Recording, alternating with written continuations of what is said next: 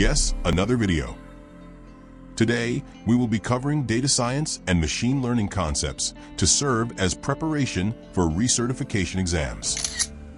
This is the first video, hopefully part of a full series, that covers much of the material that was used in passing a data science certification exam.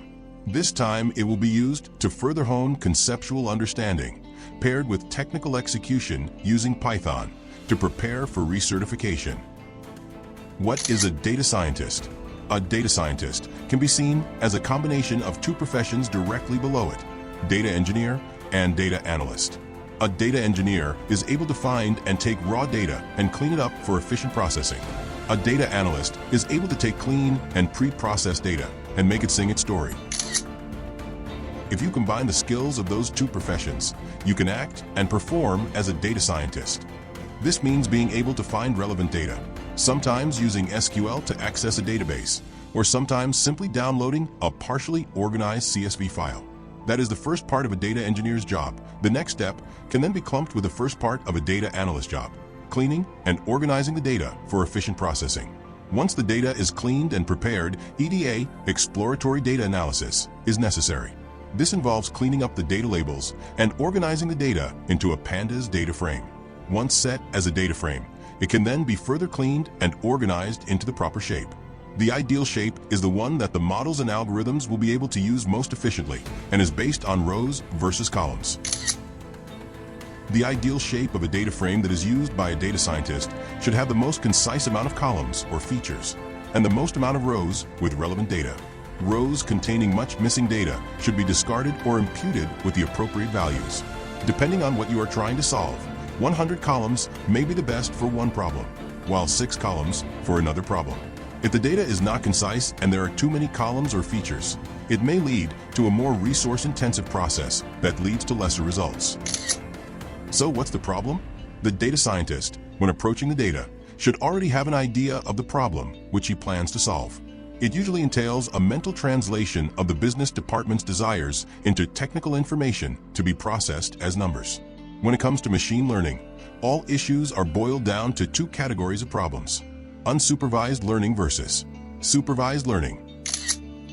Supervised learning problems are generally easier to work with and require less gap filling. You are approaching a dataset that has a specific target variable you would like to inspect, and you already have some of the values of this variable. This target variable would be either numerical or categorical. When numerical, you need to use regression techniques to create a fine-tuned trend line within your data. When categorical, you need to use logistic regression for binary classification or encode the categories for processing as numerical values via random forest classification. Unsupervised learning problems are when you approach data and you can imagine a target variable that does not yet exist. You may create other feature variables along the way while using clustering techniques. When playing with the data using various parameters, you may see clumps or groups of data. This often signifies another variable at work. The classic example used by many educational platforms is the penguins dataset. Clustering techniques used on properly shaped data can lead to the ability to recognize and classify different species or genders of penguins. So you know the problem. Now you know generally what you need from your data. Whether your target variable is already labeled or still in your imagination, first determine whether it would be better expressed numerically or categorically. Once those two questions can be answered, you have already made a big first step in understanding what model or algorithm will be used, and therefore know how to prepare the dataset even more before processing. 1. Supervised or unsupervised. 2. Better expressed numerically or categorically. For combos that can be addressed via 3 main routes. Unsupervised problems can be addressed via k-means clustering or hierarchical clustering dendrograms. Supervised learning problems with a numerical target variable can be solved using linear regression or random forest regression, while supervised learning problems with a categorical target variable can be solved via logistic regression or random forest classification. Only 6 models were covered for now to keep things simple, but there are plenty more. Useful models that can give impressive results even from a laptop with humble hardware are random forest models. They essentially create a vast forest out of decision trees to run through the data with amazing efficiency if properly tuned. Now, let's talk about scoring the models.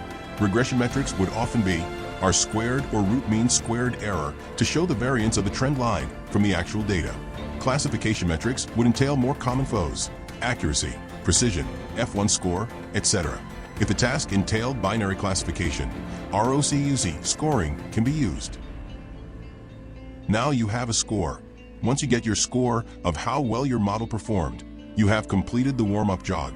Now it is time to return, look at the data, and see what needs to be done to improve that score. In the end, you want a list of scores derived from various techniques for a clean comparison. Common techniques to improve scores.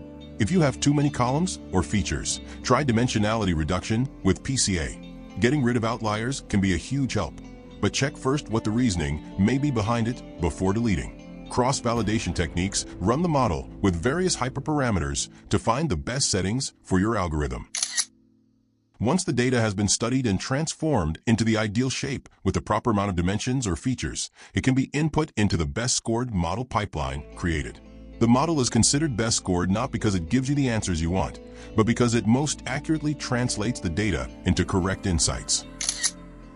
After the performance run, the data scientist now has the best insights of his target variable at the moment. These insights often need to be further translated into the business team's language of KPIs. Perhaps the expected gross revenue of a product was calculated as the target variable to predict which items should be best selling based off historical data.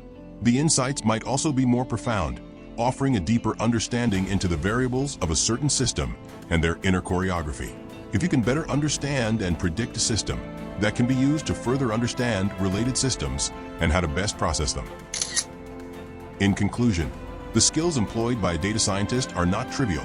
Translating the real world into numerical data for efficient processing to deliver insightful predictions is kind of scary, to be honest.